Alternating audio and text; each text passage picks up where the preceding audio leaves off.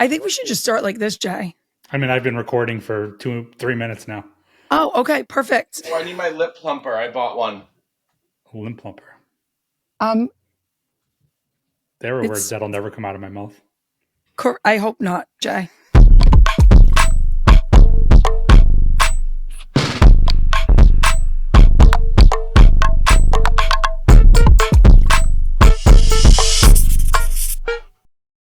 Unplugged with Nicki Marie, episode 5, season 3. Here we go. Frankie Ray helping me with the intro so that I'm not talking to a wall. I will talk to a wall. I'm putting my lip plumper on. He's putting lip plumper on, ladies and gentlemen. I mean, if you don't have a visual of this, you're missing out on YouTube. But if you're listening in your car, the brother is my putting lips on are always so chapped. lip plumper. Every time I look at a video of you posted, I want to repost more of these more. I'm like, damn, I could use a little boost. Listen, when you can let go and feel free from that, you will just, it's just great. To lean into your hour where you're like, my lazy eye is getting worse by the day. Oh, terrible. Yeah, but I don't care. Yeah, I really don't care. Like I do, but I don't. I'm saying I don't because it's a little bit. Also, I live in LA. You live in a one-horse town, so like you're the hottest person in your town for sure. Delete it. So that's hard for, you know what I mean? So of course you're like, oh, I don't care. I'm like, yeah, because you're a 10 out of 10 in your little town. That's like when Wendy, when she had like the missing side tooth and we were like, Mom, get it fixed. She goes, I look great for my age. Oh, so she has so much confidence. I do. She has so much confidence. She does. Really and does. I think sadly and also greatly and sadly, we both got a lot of her genetics. Yeah. Well, at least I got Frank's nice tan skin. You're totally screwed. Are we roasting this episode? This is roasting each other. It's roasting and birthday suck episode. That's really the title. Remember? Start the. Well, because we talked about it a little bit last week, and I think I got kind of cut off, and I was like, I had a lot more to say about. I'm gonna stop you because Jay, is his microphone dingling and clinging? I can hear him moving around is making a little bit of noise. Yeah, it's doing ding, ding. You got to just fucking sit with the microphone on the stand. This intermission is brought to you by JUNKLESS. I'm going to eat a JUNKLESS bar. I'm actually not going to eat because anybody who hears me chewing is going to put the podcast off. JUNKLESS has sponsored this episode. I'm sure they'll have second thoughts after seeing a few episodes. They might say, hey, we love this, or hey, we made the wrong choice. JUNKLESS, I personally think you made the right choice. You're in the right house. Today I'm featuring, because I'm feeling a little cinnamon, October in the air, the cinnamon roll. I didn't even know they had. I think I have the cinnamon roll too. I'm going to try it. So cinnamon roll, less junk, less sugar. Keep the snacks flowing. Thank you, JUNKLESS. It's a granola bar in the section of your favorite grocery store. Look for them. Continuing from last week's episode, like I think I had a lot more. I realized, and I think we realized, we had a lot more to say about birthdays, and a lot more to say about birthdays. Because I mean, the cameras stopped rolling. You and I had a recap on the phone, and it was like, wait, we need to talk more about the birthday song. I just think the happy birthday song needs a complete redo.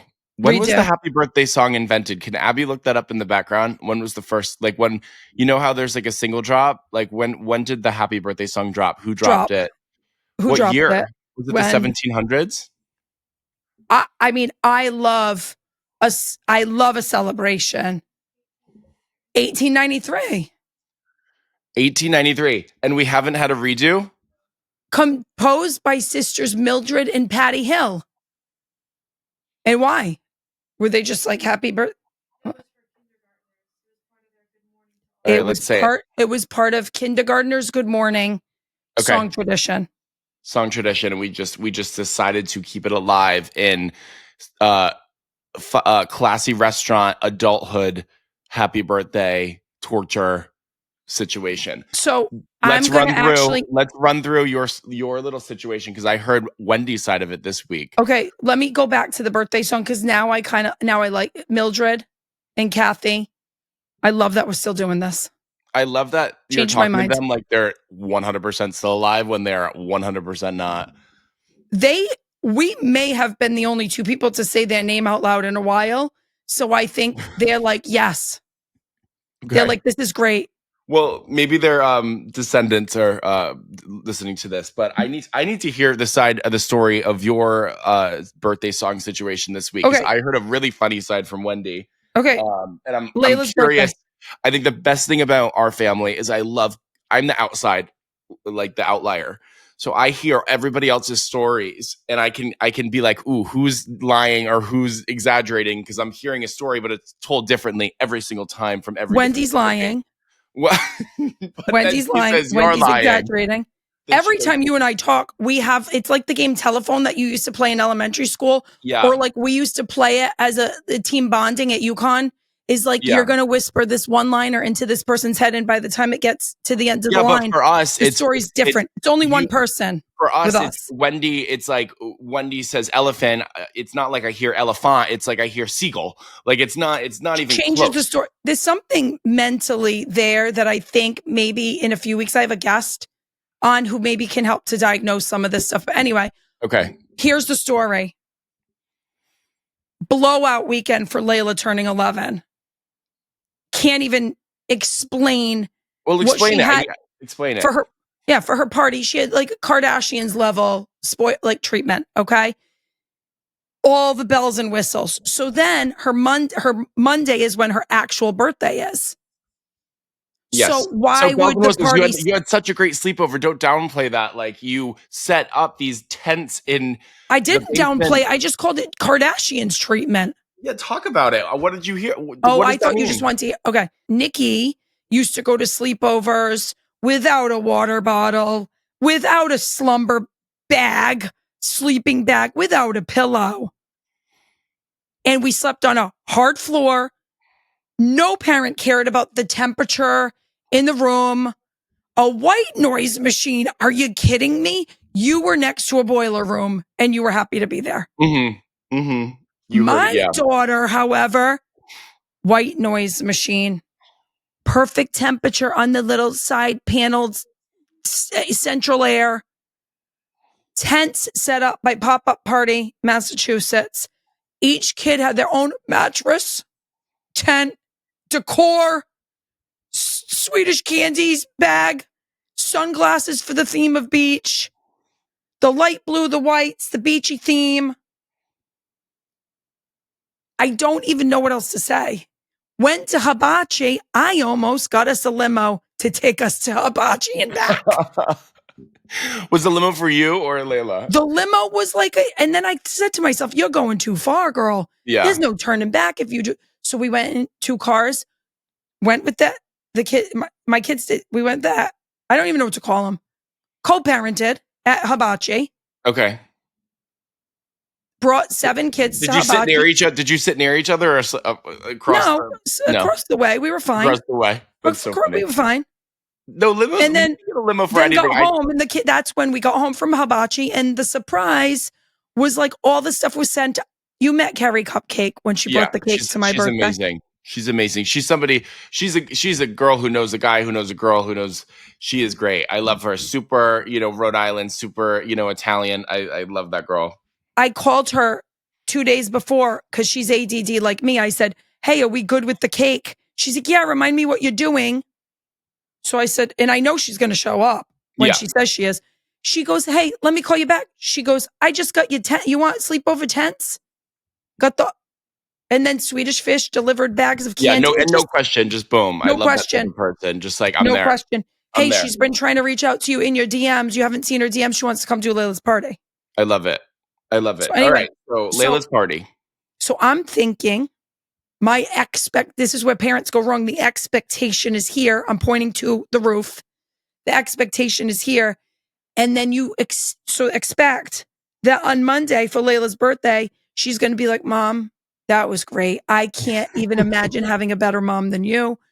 My life is amazing." And instead, it's like, "What are we doing for dinner tonight?" What are we doing for dinner? Because it's my actual birthday today. Okay. So good old fiestas. Yeah. Wendy meets up with us. Wendy doesn't tell me, Frank she's on her way to meet up with us. I said, "Frank's going to be mad because he's going to feel left out." She said, "Nope, he'll be fine. He's cleaning up the campsite." Zero communication. Went to dinner. By the time we were done with the chips and salsa, everyone was full. The dinner came to the table, a few bites for each of us. We're all stuffed. Layla hits a wall. Oh yeah, I hit the wall at Fiesta personally after the chips and salsa because I like.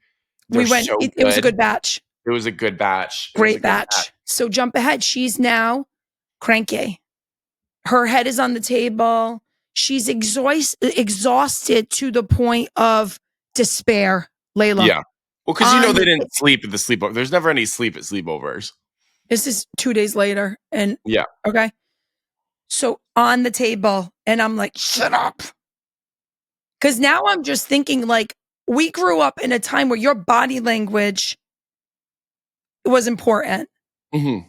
And the way you are grateful around your grandparents. It's like, if you're not feeling it, you got to fake it. You got to fake for it. your grandparents. And I see this kid, I'm so tired. I want to go home. I go, you want to go home? We haven't even finished eating. Yeah. So intolerant. I went from happy to intolerant. And then I'm like, go in the car. I'm at the point. I'm just going to tell you to go in the car with the mom underbite teeth together. Yeah, you do that. You have the good mumble. What was Wendy doing? I go, and mom goes, you never would have done that.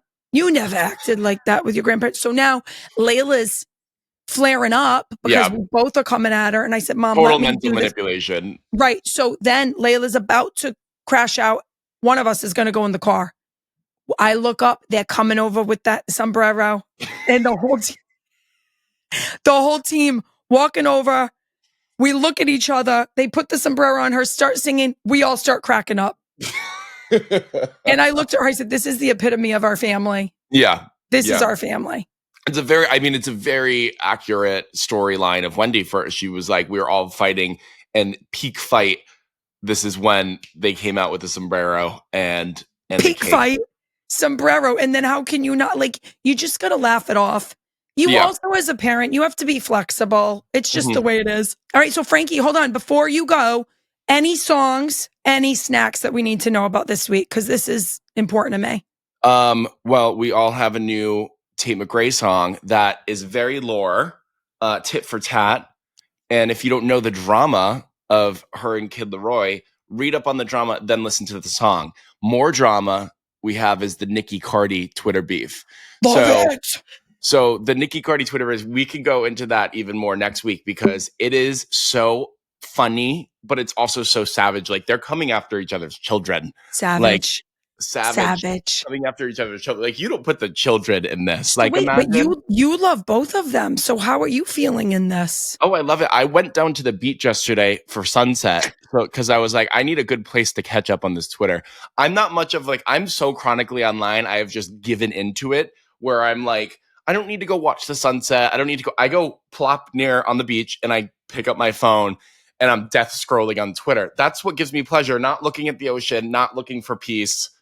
Death scrolling on Cardi B, Nicki Twitter. I'm sorry. So what if you sat down with both of them right now? Would you feel the need to mediate, or would you be like, what would you do? What I would say, and I go, would Nicki, you bring out the snack plate and be like, Nicki, you had your moment. Let it go. Let this girl put out an album. She's been a good mother, a good artist, a good peer. She's having her moment. Nicki, you had your moment. Just let her have her moment. And you're both mothers at the end of the day. Stop. Your kids. Set an example for your kids. Look and I at think you. I don't know. I used to love Nicki. I was her diehard fan, but she's been petty. And her last name is legally Petty now. So I get it, but she's been petty lately. She needs to just relax, hang in the hidden hills and enjoy her family and be blessed because she's always wanted a kid. She's always wanted a husband. Enjoy it. Stop coming after people. I love this. The whole room is yes, pop off, Frankie. And what snack are you having if you're scrolling the feeds? The snack that I'm having? Yep. Oh man. Snack of the week. Or is there a restaurant that has something that you're like, I am going back too often for this? No, I actually have, for the first time in my life, I made a negative review on a restaurant on Yelp last night. I ordered a pizza and it was so bad. A pizza place in Venice. I'm not going to drop it because I don't like, roasting places, but I did an anonymous review and I said 1 star. I had to do a double check to make sure I wasn't eating the box instead of the pizza. I hope Brian Trahan finds that review and goes and like reviews them. It was so bad. The dough was so bad. And it was so gross, and it was so old. Whatever. I really thought I was eating cardboard, and I had to share. I was like, we have to start holding bad pizza places accountable if we're doing $25 a pizza. Unacceptable. I love this. You're really going off today. Also, I love the fact that you go, I don't love giving people bad press. Jay, roll the tape of the corn situation from Nantucket. Okay, so you want to hear something really funny? Public with it. Something really funny. So I put that review on, and then what pops up under it? It goes, "Do you want to review Or the Whale in Nantucket?" And we don't, you know what? But we do. I go, nope, we're gonna let them. Their destiny's written, so we're just gonna let it play out. And then there was one other review that I had on there that I forgot I did about this Italian restaurant in Beverly Hills, and it said, I have to give props to the chef that they were able to figure out how to make a $90 version of spaghetti and meatballs from a can. This is good. This should be a weekly part. I love my Yelps, and like 5 people have found that helpful. So yeah. But anyway, right. So that's where we're at. I love today's rant. It gets me warmed up. It's like my this is my opening act. Someone just walked in. And it's our guest. Oh, really? I didn't know she was actually there. I thought she was going to join on Zoom. In person. We went back and forth of what to do. Yeah, and I want to give her a big hug. And I didn't even tell anybody who the guest is today. I love it. It's going to be a big surprise. And I love that you guys are in person because I love that vibe so much. So you know what I'm doing, Frankie, right now? Where this person comes into play is Jay has footage right now of me talking in the car about my 2020 to now Eras Tour. Okay. Nicki's online Eras Tour. And this guest today plays a major part in Nicki's online Eras Tour. I don't want to announce the guest, but giving the guest my best and have an amazing time because this is gonna be a good episode. So everybody stay on. We were the opening act, and now the headliner is coming on. Taking it back. I hate that year is a throwback now, but we're taking it back to what, 2021, when life was horrible for me, but also beautiful at the same time. It was the start of something beautiful. And this person right on my right was such a part of my journey. Okay. How are we going to make it through this next portion without some serious emotion? On my right, which editor Jay, told us not to sit next to each other, but we had to, is Delaney Renee Wilson. If you don't know that name, you might remember a very viral video from 2021 of the singing babysitter who sang to my daughter in the basement where we are sitting right now, exact spot. And it was viral moment, and our lives have both taken off since then and changed. But Delaney is here. The singing babysitter is here. Part of your world is here back in my basement. What an I love to enjoy the shore above out of the sea. Wish I could be part of that world.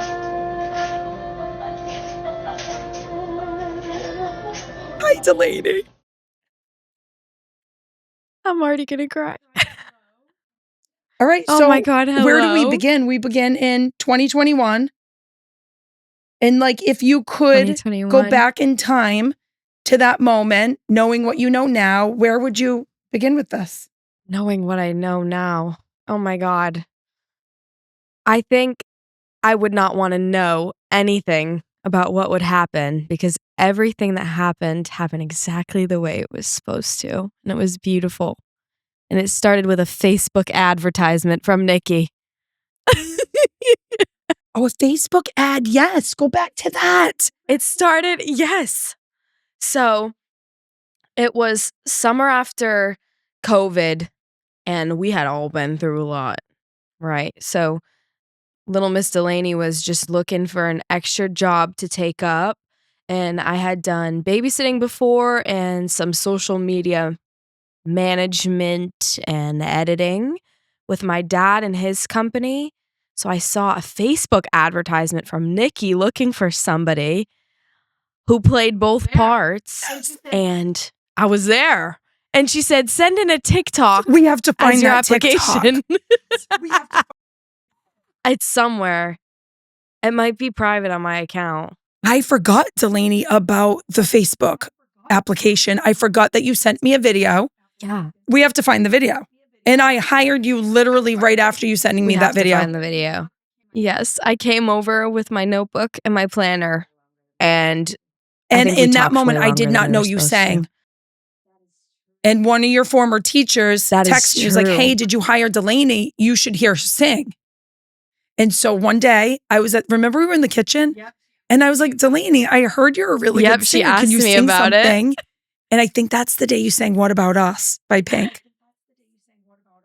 It is. I sang. Because remember I started crying? It is. Oh my God. I pulled up karaoke. Crying. She belted out What About Us. So there was something about your voice. And then there was something about me going through. That was an earlier stage of my divorce still. As weird as that sounds. It was like I was in it.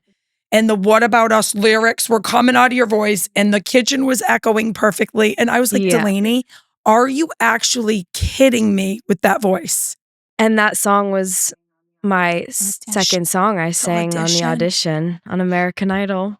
And that's was amazing. Part of the reason why. You sang in my kitchen. And then it had to be maybe like a week later, you were down here playing Barbies with Layla, which I want to cry because we just this is full circle. Abby's sitting here. We just got rid of Barbie Dream House. Oh my God. It's on the front lawn. Moment of freaking silence, not only for Barbie Dream House, but for the moms who have to donate the Barbie Dream House. So full circle moment, we're out of our Barbie era. And you were part of the Barbie era. And you were singing. And I opened the basement door and I'm like, holy shit. And let me rewind. And I'm going to say something to the men and the women who are holding back in their lives because they're worried about looking stupid or they're worried about the people that don't matter who are going to judge them. You had said to me, I don't really post a lot online because I don't know. I just worry what people are going to think. And I heard you, and it was pure freaking angelic shit coming from my basement to up the stairs. It was chasing me. It was like this magic dust, and it was pulling me in. And I was like, I'm going to record her right now. And do you remember when I showed you the footage back? It was one of the first times that I saw myself on film when I didn't know someone was recording. And to this day, there are so many comments saying this has to be staged. It 100% was a real authentic moment where I was just in the moment with Layla. And that's why it came out so well because I wasn't thinking you weren't about the door was anyone closed. watching. You were just with my daughter. I filmed it. I was a little sneaky, but deep down, I was like, I want to post this. I had a platform and I wanted to share you. I wanted to share that because I was like, there was no thought of American Idol or anything happening except like, can you freaking hear this woman's voice? No. And my message on it was, she doesn't hear what I hear and she doesn't see what I see. And then so many people resonated with that. And I think not only your voice took you to where you're at now, but it was like the woman to woman, an actual woman supporting another woman type vibe, which we don't see enough of, right? So we ended up in Nashville a few months later on Idol. This moment, this gift, now look at me and this opportunity. That stage, you said it earlier, but 2021 was both so hard and so beautiful and magical at the same time. I'm so happy that you showed up here. And by the way, thank you so much. Yeah, way to lose your babysitter. It's all right. We'll share her with the world. Again, right after COVID, so many people were going through it. But I look back at the videos of who Nicki was during that time and who I was at that time. Yeah. And it's just beautiful. All right, Delaney, are you ready for your life to begin? And just looking at those women and who they were, Crazy. Who they became now. I was just doing this journey, looking through old videos because I said to Abby, I'm like, why are my like right when you get bratty about social media, we're like, why is TikTok not giving me I don't have views. And I look back and I'm like, I've changed so much. And that doesn't mean that's a negative thing. That's just part of growth. And 2021 was a different time. 2020 TikTok was amazing in so many different ways, but we've evolved. Yeah. And so I think the biggest part of what I wanted this conversation to be about was to not only find out where are they now? What are you doing after all this? Where are you? Where did the road take you? But also to maybe inspire some people who are holding back from doing something that they want, because you said in high school it was a little bit weird, right? Here's what I have to say to the people that made you feel weird. Hello? I don't care. I don't care. And also me having a daughter who's now 11. I see things change in friendships. I see things change with girls. And all I want is for her to know that this is her journey. Mm-hmm. This is the road that she's going to follow. So start with that. Where are they now? Where is Delaney now? Oh my God.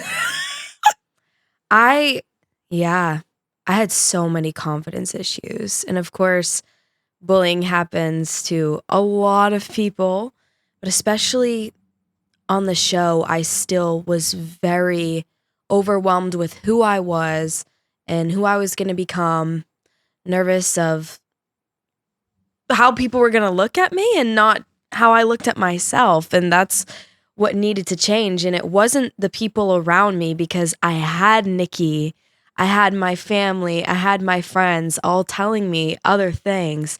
And then I had this overwhelming support from the internet telling me how beautiful my voice was and how I was beautiful physically. And I still wasn't ready to hear it yet mentally. And a few years later, I feel so confident in who I am and what I'm doing, what I'm putting out. I'm making so much music, and I'm on stage in Los Angeles every month, multiple times, performing and living it up. All right. Do you love what you're doing? In the city, I love what I'm doing. Do you feel like you're in the place that you want to be in? I think LA is where I need to be right now. I think Nashville, going back to Nashville, is also in the near future. I love traveling and just being anywhere that inspires me, where other people who are also inspired are. Yeah. There's a morale in LA. Everyone wants to work towards their dreams and make it happen. And sometimes when you're in a small town, you don't realize you can do whatever you want to until you meet people that show you can. I love that. I also love going back to American Idol. I watched that show every year that I could. I mean, the internet's obviously changed things. We're not sitting down watching TV the way we once were. But that show used to be such a part of my heart because you got to see people following their dreams.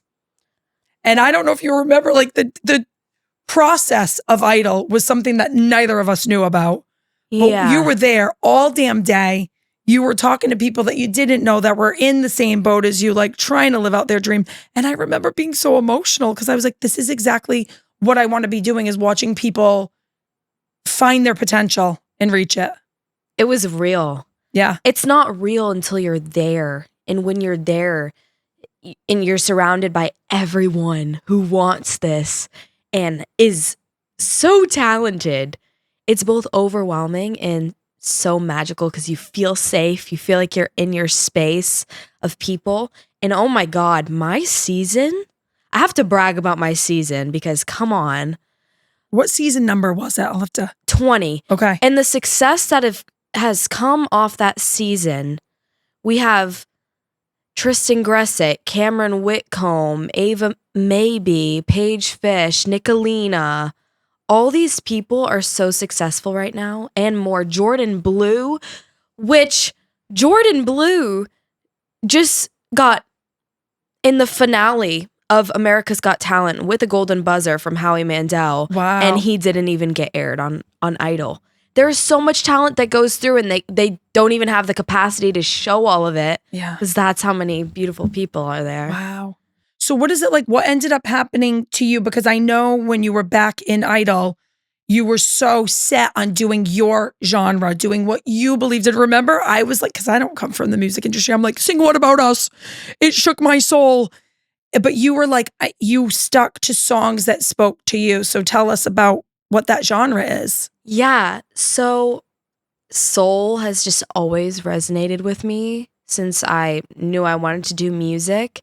Just that realism in the lyrics and being able to be loud and express yourself and not worry. I chose to be in the soul category, and my final performance, I sang an Aretha Franklin song that was very, very loud. And I received a standing ovation from the judges. And then I was eliminated after the standing ovation. But it was a bittersweet ending because I wasn't mad that I got sent home because the whole room was standing up clapping for me. And everyone was so positive.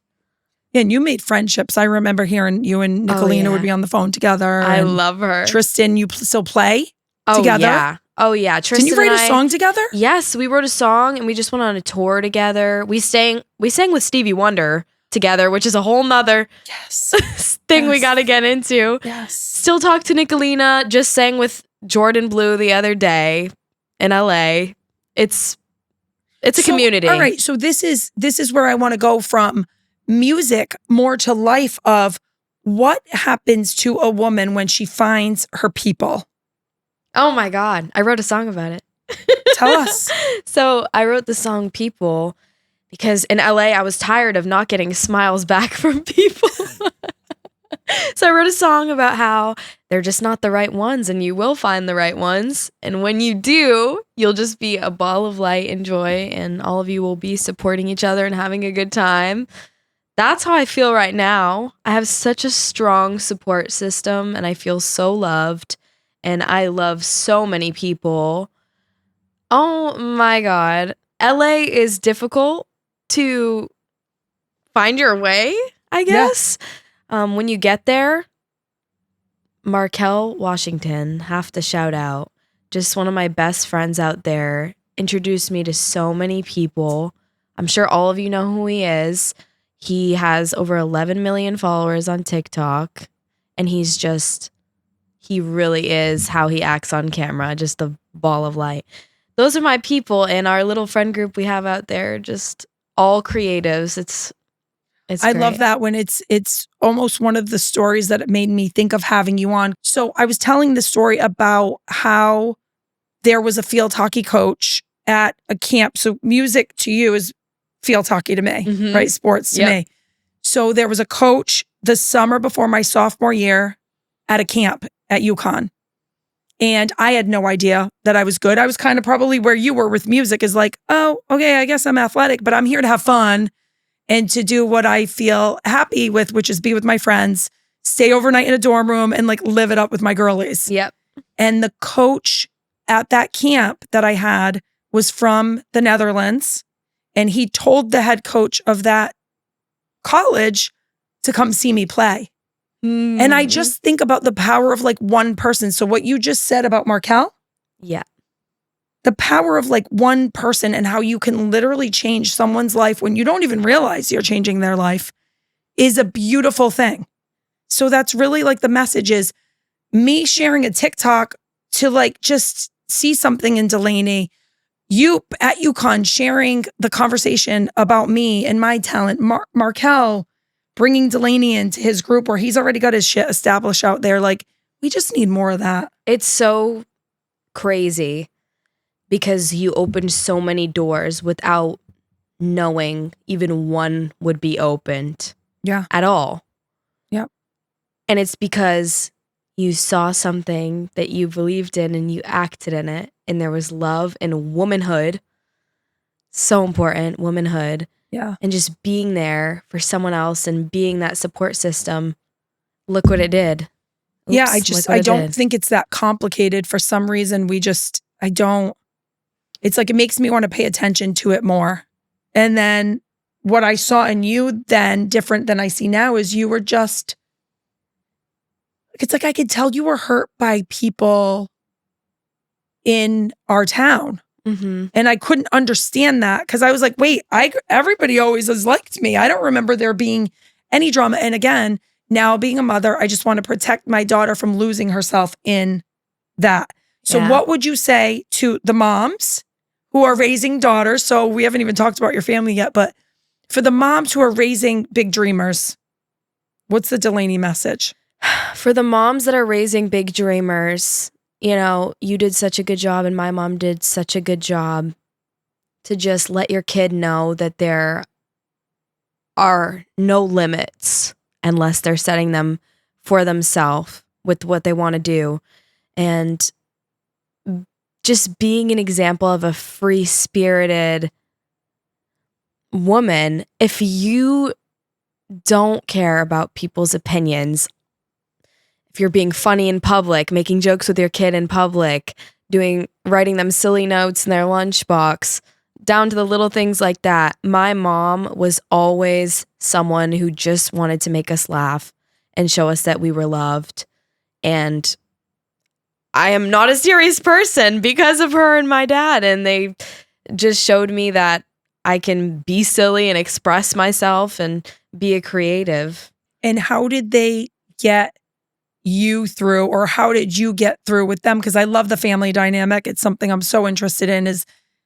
Do you feel like you were ever really rough on your parents? And if so, has that changed from moving across the country? Me being rough on my parents. Yeah. Oh my God, I was horrible.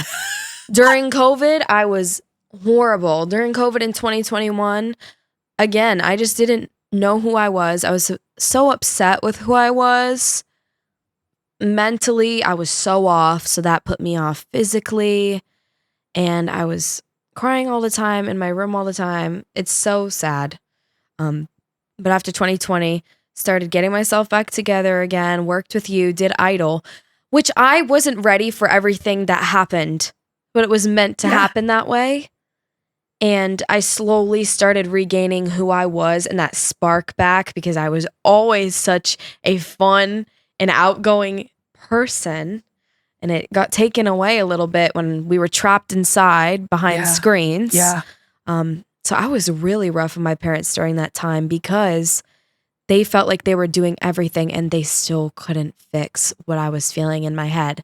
And that's because sometimes you are the only person that can change how you feel and your motivation and pick yourself back up. And sometimes you have to throw a label away of I am a depressed person and say, I can do this.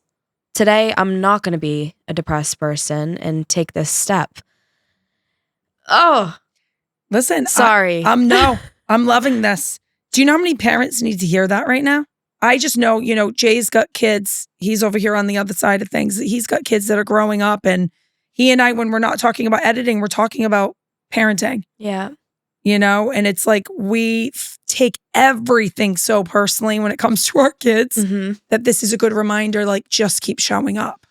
Yeah. I don't know why I just got choked up, but I know. you saying that is like going to mean so much to your parents. With my career especially, they've never told me what to do or been too controlling, but they always encouraged. And there's a big difference there. Like showing someone what they can do and what they have access to and encouraging them to do so versus controlling what they're doing. Yeah. And when you give them that freedom of expression and let them know that there's all these options for them to pursue, they will, and they will find their place. And my parents, to this day, just never stop. And I almost feel closer to them being across the country. Yeah. It just gives you time to breathe and see it from a different lens. Yes. My brother has said the same thing from being on the West Coast. When he comes home, he appreciates it more. Oh my God. They get, he wants to call my mom more when he's there. And it's like just a different POV, as they call it in the digital world. I need East Coast accents. When I come home, I get that fulfilled. Yeah. My dad is pretty much the whole reason I was so interested so young. My brother who was born with a congenital heart defect, my little brother, when I was 6 years old. My dad wrote an album about that experience and about us kids. And I saw someone directly heal through music for the first time in my life, but I was only so little. And I knew that's exactly what I wanted to do with my life. Yeah. And I Girl. started so fast. But also, let's think from a serendipitous standpoint. Can we just go back? The Jacob connection. That's the other thing we need to mention. You're not going to believe this. When I got hired, how did it get? Did I see an Alex Anani poster in your house? How did it come up? Something came up. That you worked for Alex Anani. Yes. And my dad said, wait, I think this was the Nicki that was a part of the heart campaign. Yes. With Alex Anani. I was on the board for the American Heart Association. I was on the board for it. And she completely remembered him. His little face was on the poster. We did a thing, Little Heart Heroes, was it at Hasbro or Rhode Island Hospital? It was Hasbro Children's Hospital, I thought. I think it was Hasbro. So I was on the board for Hasbro Children's due to my corporate seat. I was on the board for American Heart due to my corporate seat. They had a heart walk. And before the heart walk, we did a separate thing called Little Heart Heroes. And I was the spokesperson for the brand. And Jacob was on one of the posters. And I met your family. Yep. With Jacob there. And I remember going to one of the events too. They were crazy. I was so little. It was at Hope Artesian Village in Pawtucket. Yes, it was. And all the bracelets were in there. The bracelets were there. The posters were there. So many. And Jacob was part of my world before. It's just all, if you can really think of it from that perspective, it's like we're laughing as if like, oh, this is cool. No, it's all was like mapped out. Crazy. Just the chances. And how is he now? With his heart. A junior in high school. He just had 2 open heart surgeries basically within the span of a year. And he had a valve replacement. And he's doing great now. The hard part is the medication and the upkeep. You always have to test yourself and make sure your levels are good. But he does a great job with it. Yeah. Tell us what's going on next for Delaney Renee in the music world. You can sing. You could tell us about a song you wrote. I want to hear the music side of things because I want to manifest where you're going with this. Well, I am working on my debut album, my first album. I have a few singles out and I've just been writing my butt off with some fantastic music people. And I just can't wait to share. I write my music, I say, for the girls and the gays, but mainly for the girls. I'm for the girls and the gays. Basically, this whole channel is for the girls and the gays. So you're in the right company. That's my audience every time I do a show, and I love it because that's exactly who I'm writing for. It's for you too. Sorry, Jay. Men can be there, but it takes very special men to be in the presence of like this. It does. And so many of my songs are from personal experience. I wrote a song, Girl in the Mirror, and it really was about my time before American Idol and everything, where I just kept not seeing what everyone else was seeing. And I wanted to find her and couldn't find her. And that's my highest streamed song. I think it has 30,000 Tell us some of the lyrics. Talk them through because then I'm going to click. Can I? Oh my God. Clip some of it. It's so sad. So I say, who is she? Who are you? Who's this stranger in my room? Where'd she come from? How'd you become so distant from the girl I knew? Who am I? Always try to be her, but I can't find the girl in my mirror. Oh, that made it's so sad. Oh we've my God. all had those moments. Yeah. So that's the thing. I get DMs all the time from women saying, I never had the exact words to express how I felt. And this song did it for me. And that is everything. That's all I need. I really don't care about the numbers. Those messages are everything to me. Yeah. Even if I'm resonating with one person. That's what you have to think of. Is if you made someone's day different, then like, does the rest really matter? Wouldn't you still keep showing up for that person? Exactly. Yeah. Can you sing any of it? Yeah, that one's slow. I'm gonna close my eyes. But I also wrote Do you like that one, or should I do another one? You could do both. I want to show you some unreleased ones. Yes, those are the ones I'm most do whatever you excited want. about. You could tease something that's coming up too. Do whatever you want. I'm gonna close my eyes. I wrote a song. So I wrote a love song. Yeah. Called "Love Like the Movies." Oh, and write that. Sing that one for I me. am so proud of this song. So the verse starts. I don't know why I'm holding my face. The verse is so beautiful and lovely. It wasn't love like the movies. We chased the pink light of dawn. With roses in hand, you would kiss me and then we would always lose track of the night. So it's so, oh my God, they're in love. Then the chorus hits and we realize that the guy is just a horrible person. So... Now the movie's done, but I'm still here. Now the credits run. Well, you must have won an Oscar. Your performance, it was brilliant and heartwarming. I was foolish, so clueless, right in front of me. Cinematic, dramatic irony. So we were played all along. Are you crying a little? By this man. Jay loves it. Jay loves it. I cannot wait for that one. The whole song is movie metaphors.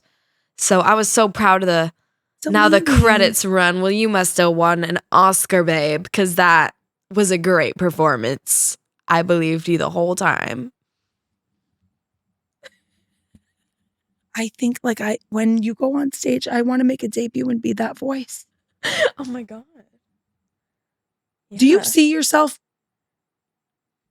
So there was a video that I saw and the one that I sent you, Abby, there was one, it was a guy talking about how when you feel so, like when you see someone do something that you know you are meant to do, you get this like visceral reaction when you see it because it's part of your like calling. Yeah.